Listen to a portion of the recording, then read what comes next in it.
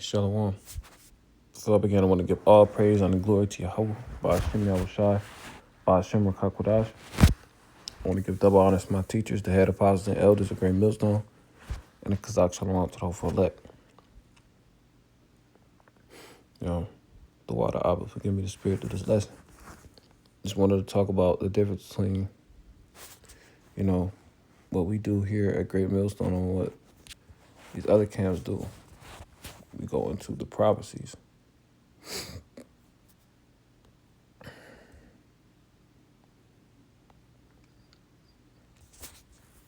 Isaiah 34:16 says, "Seek ye out of the book of the Lord and read." And the book of the Lord is the Bible, the Old Testament, the Apocrypha included, and the New Testament. And no one of these shall fail, none of the prophecies. None shall want her mate. So there's no other book, doctrine, or philosophy that can stand toe to toe with the Bible. It's just from my mouth, it have commanded, and the Spirit have gathered them. So Yahweh Bashim Yahushua is ultimately in control. And he gave the breakdown and understanding to his men.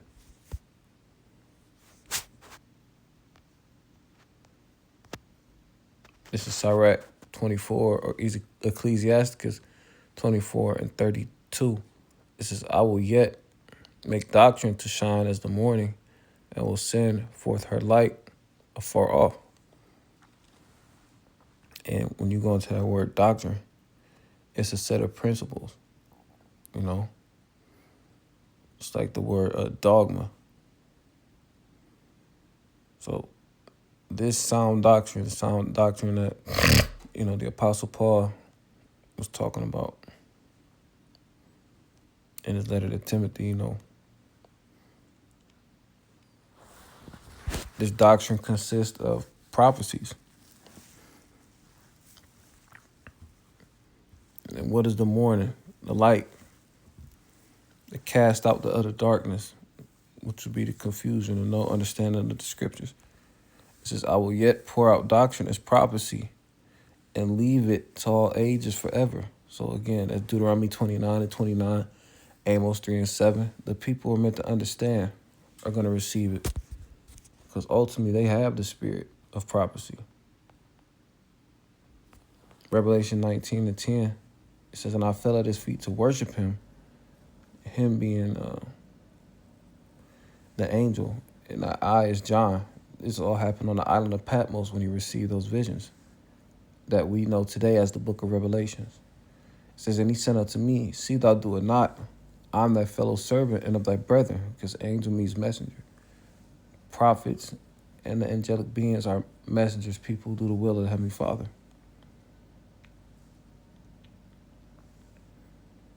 "And of thy brethren that have the testimony of Yahushua."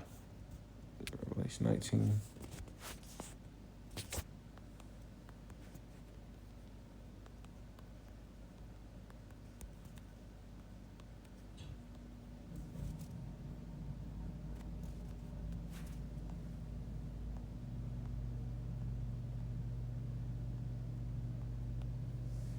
Testimony.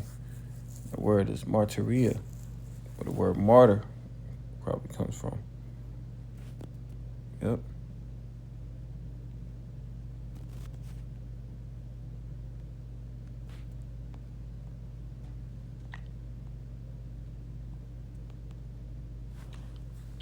It says, "A testifying, the office committed to the prophets of testifying concerning future events.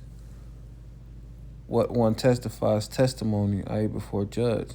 And like Elder Yashawama mentioned, the testimony going to testes, and Most High is dealing with men.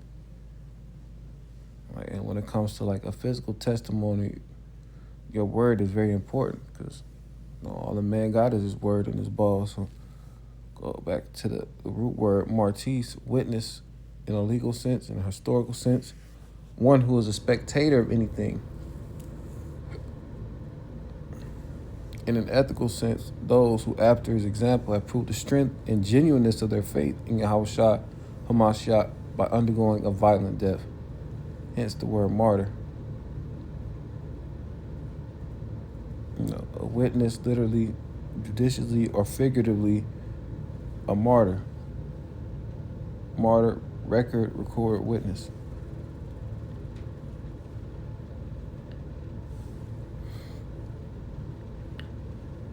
It says, for the testimony of Yahweh Shai is the spirit of prophecy. So we know that we're coming in the stead of Yahweh Shai. We know that we have the spirit because we go into the prophecies. That's why we're able to filter the tariffs. You know, even what's going on with the Edomite guy and the teenager who stabbed him. All these different events, and even stuff in our personal lives that don't make it in mainstream media, we're able to filter them out through the precepts and correlate these things to prophecy, not reaching, but rightly dividing the word of truth.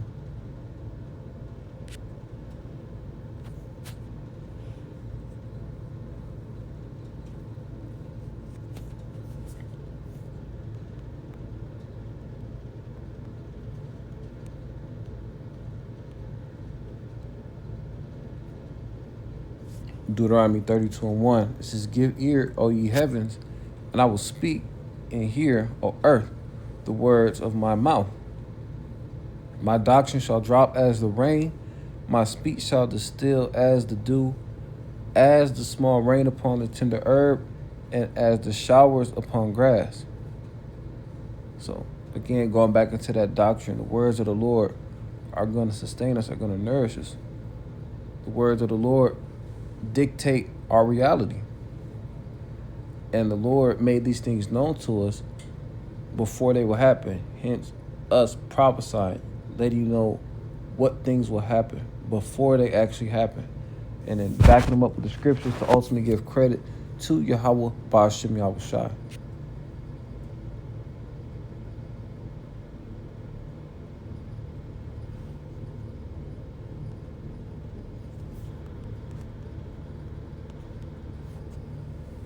Isaiah 55:11, it says, so shall my word be that goeth forth out of my mouth. It'll start up a little bit.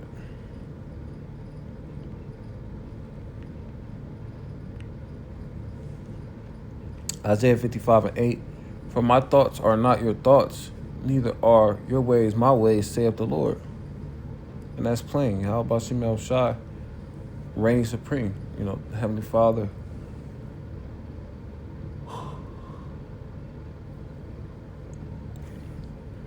is way above us. For as the heavens are higher than the earth, so are my ways higher than your ways, and my thoughts than your thoughts. And we just stay on our level and, you know, work with what he gave us. Because what he gave us is what we need for salvation. Jake, we're trying to be too deep, but not realizing a lot of that shit is out of your pay grade. The Heavenly Father, the Ancient of Days, on a whole other level. In verse 10, it says, for as the rain cometh down and the snow from heaven, and returneth not thither, but watereth the earth, and maketh it bring forth and bud, that it may give seed to the sower and bread to the eater. So the rain has a purpose. The snow, the snow from heaven, rather, excuse me. All the ordinances obey Yahweh Shai. All the ordinances obey the Father. Everything has its intricate purpose. And the same thing with the word.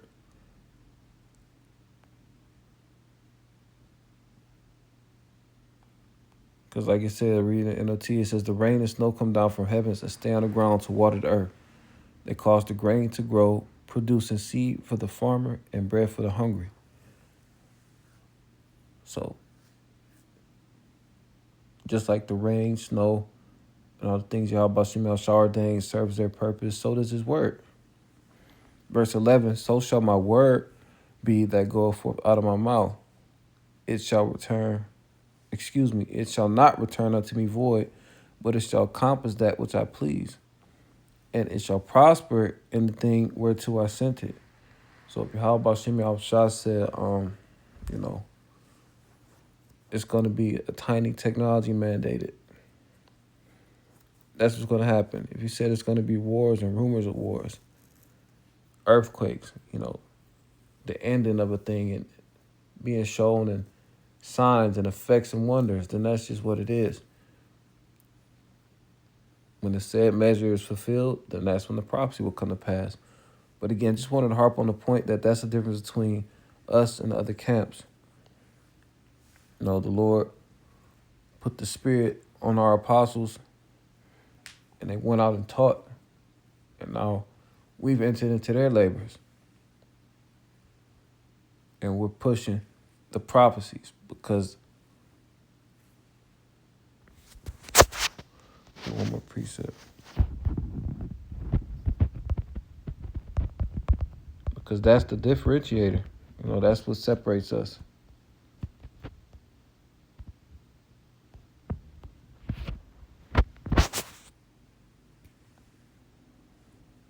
Psalms 12:6 says, the words of the Lord are pure words. Pure meaning undefiled, perfect. As silver tried in a furnace of earth, purified 7 times. 7 means completion. So when you add intense heat to precious metals, what does that do? It tries it for purity and it rids it of impurities. And the words of Yahweh Shem Shai have been proven. Why? Because all these different prophecies we recognize come to pass, that have come to pass.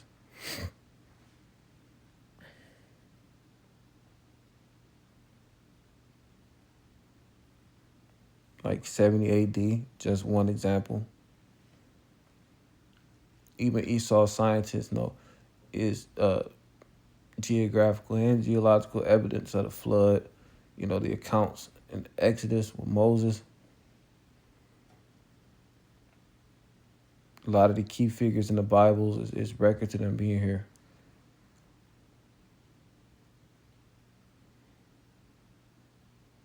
Why? Because the Lord's words are going to accomplish whatever he set out for them to accomplish. Us here at Great Millstone, we truly believe that. But that's the thing about unbelief. It doesn't take away from the fact that the words of the Lord are pure and true. So continue to pay attention to the prophecies. Pay attention who's pushing out the prophecies. Not uplifting themselves, not perverting the doctrine, not turning the ministry into a big old Hebrew Israelite cookout with a fucking Soul Train line. Not people making merchandise of this thing, but the people who are genuinely focused on salvation and pushing prophecy. And with that, I say shalom.